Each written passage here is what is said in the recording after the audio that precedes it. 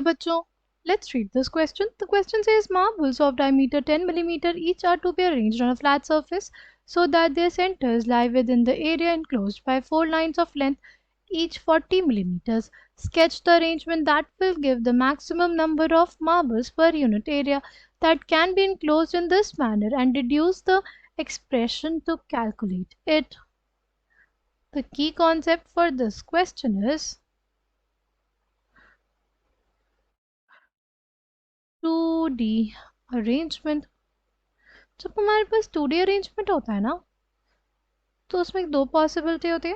पहली पॉसिबिलिटी ये कि हमारे पास जो पहली लेयर हमने रखी है उसके जस्ट नीचे हम लोग रख दें हमारी दूसरी लेयर, राइट।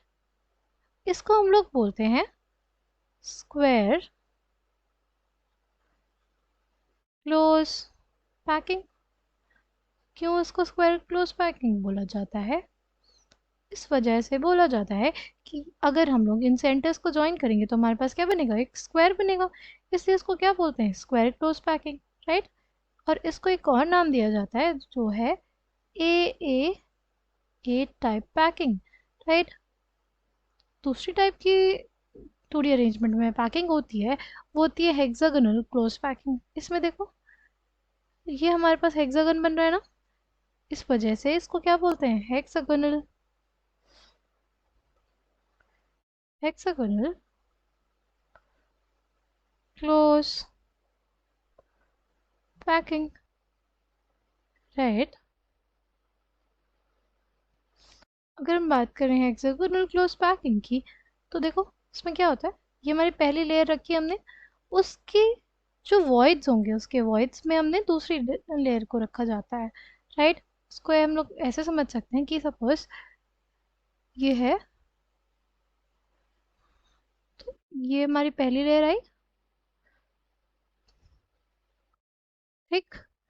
पहली लेयर के जो वॉइड्स होंगे उसमें रखे जाएंगे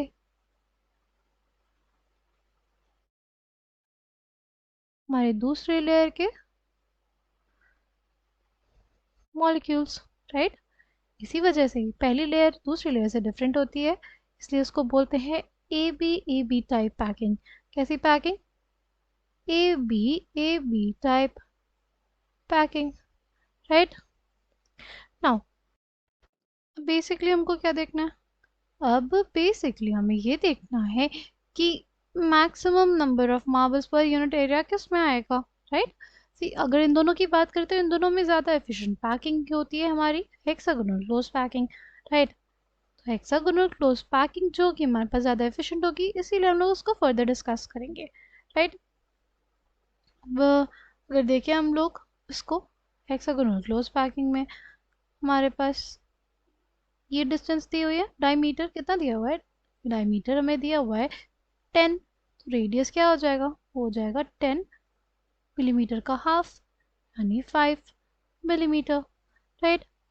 अब बेसिकली हमको ये डिस्टेंस पता चल गई, ये डिस्टेंस निकालनी होगी, ये डिस्टेंस निकालनी होगी, राइट। फिर हमें डिस्टेंसेस निकालनी है, कौन कौन सी डिस्टेंस, तो पहले ये डिस्टेंस, फिर ये, फिर ये, फिर ये, ठीक। पहले ये निकाल लेंगे, उसके बाद से हमारे पास ये सारी जो डिस्टेंसेस होंगी ये इसके इक्वल हो जाएंगी, राइट। ये वाली और ये वाली। तो देखो इसमें हमारे पास ये ट्रायंगल ले लिया हमने, इसको बोला ट्रायंगल ए बी सी, ये हमारे पास पॉइंट डी हो गया, राइट।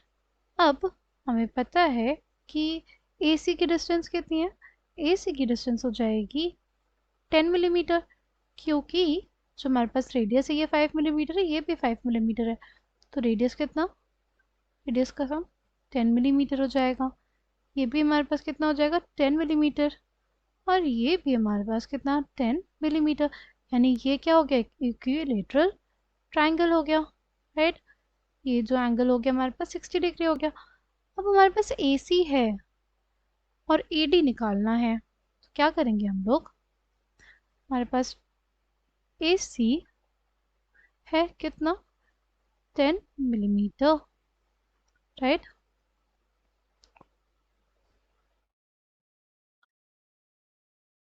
अब AC हमारा क्या है?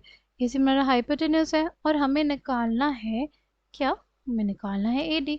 AD क्या हो जाएगा हमारे पास? AD by AC will be equals to क्या? Sine 60 degree, right? ये हमारे पास है ये हमारे पास हो जाएगा परपेंडिकुलर, ये बेस, ये हमारे पास क्या हो गया? हाइपोटेन्यूज।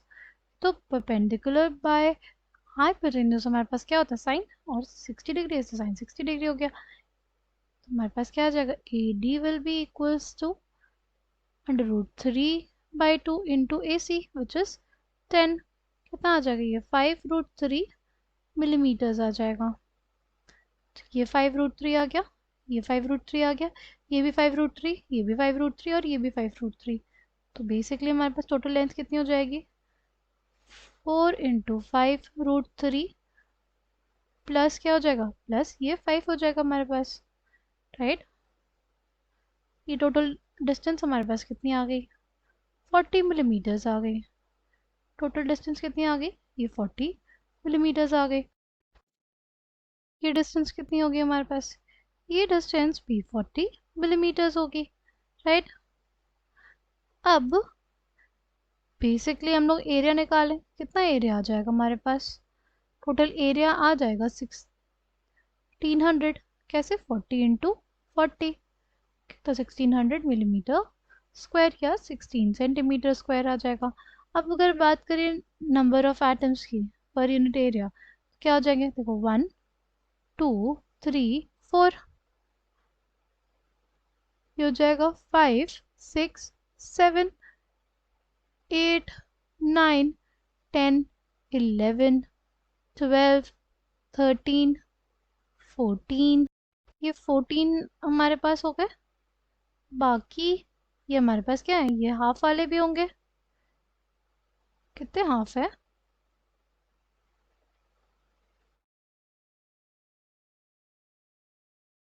हमारे पास हो जाएगा 1 2 3 4 5 6 7 8।